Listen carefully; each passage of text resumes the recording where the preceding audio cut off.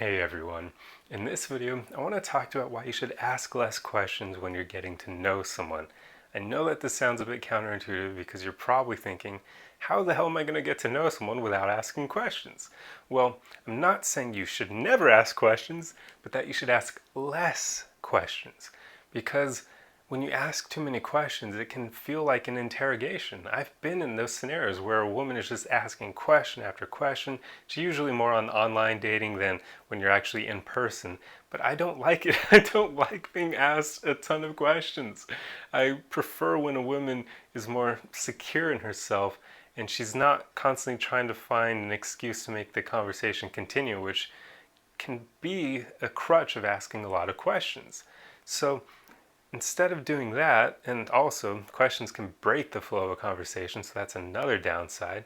But instead of questions, try making more statements or more comments. You can keep conversations going for a long time by doing this, and it feels natural.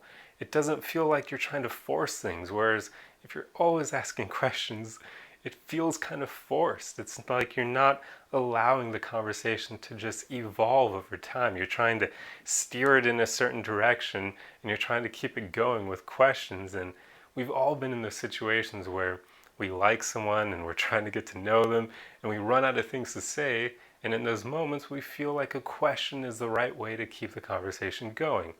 But I urge you all to try just making more statements. Try, even in those situations where it feels awkward and the conversation dies down, you can make a statement on what's happening. You can say, oh wow, feels like we've kind of lost the flow of things and this is a bit awkward. We don't know where the conversation will go. And just a silly statement like that where you're acknowledging how awkward the situation is can be very endearing to the other person, and it can easily spark the conversation and make it go further because now you can crack jokes on that awkward situation you're in. So making statements is far more fun and it's far more natural. It just takes a bit of practice. You have to basically be secure with yourself and you have to accept the possibility that the conversation could end and be okay with that.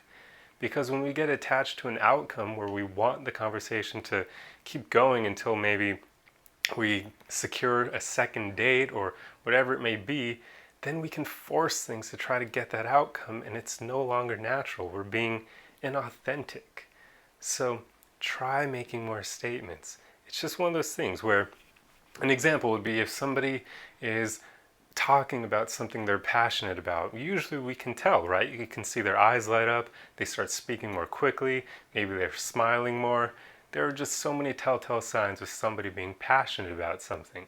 And in those moments, you can ask them questions or you can make statements. And I'll give you an example of the difference between the two. So with a question, you could basically say, hey, are you passionate about this subject? What got you into it? Why do you like it so much? And that just doesn't quite feel all that great. I mean, it works, but we can do better than that. So here's what would be an equivalent where you're making statements. You could say, hey, I noticed that you seem very passionate about this subject. Your eyes were lighting up and you seem very alive right now. And I think that's really cool. So if you'd like, you could tell me more about this subject because I'm fascinated to know why you're so passionate about it. You see? That's statements. And here's what that pretty much conveyed. With those statements, you're conveying, well, one, you're making an observation about the other person in the moment, which shows that you're actively listening. You're engaged. You're basically repeating to them what they said, and you're saying, hey, I can tell that you're passionate here, and I'm fascinated by them. You're basically, in a way, you're affirming their reality and then showing them that you like what you're seeing and that you're interested in it and that you would like to hear more. That's far more powerful than when you're asking questions and you're doing none of that.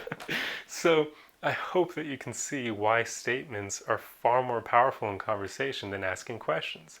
And like I said earlier, this doesn't mean never ask questions. I'm just saying try not to use them as much to keep conversations going. Try to make those statements, make observations about what the other person is feeling in that moment when they're talking to you.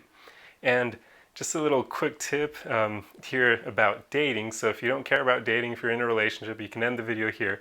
But if you want a dating tip, continue watching because statements are really powerful when asking out women, or for the women out there who are brave enough to ask out men, it's really powerful for this because obviously we know the tried and tested method of asking a woman out by using a question, but that opens the door for rejection, and it can come off kind of needy, where you're basically saying, hey, would you like to go out with me on this day to this place? And that immediately invites a no answer because it's a question. Questions usually have a yes or a no response. But when you make a statement, you're basically getting rid of that possibility for getting rejected. Yeah, she could say that she's busy, but in a way she's not rejecting your proposal. She's just saying she has other things going on. So an example of a statement would be, say you want to take her out to a coffee shop or something like that. You could say, hey, on Saturday I've got some time in the morning. I would love to take you to this coffee shop. And there you go. You just made a statement. You asked her out without asking a question.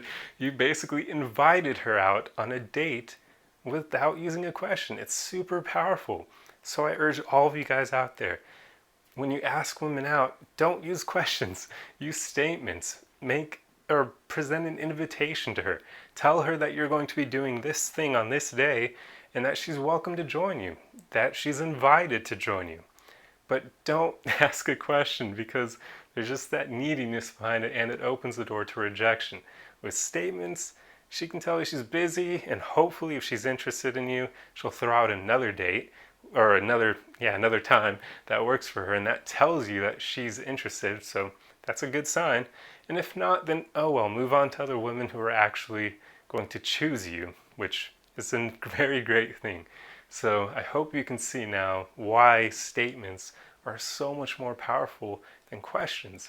I urge all of you to start practicing that. Just start making observations when you're talking to other people, and instead of asking them questions to clarify, make statements to have them clarify.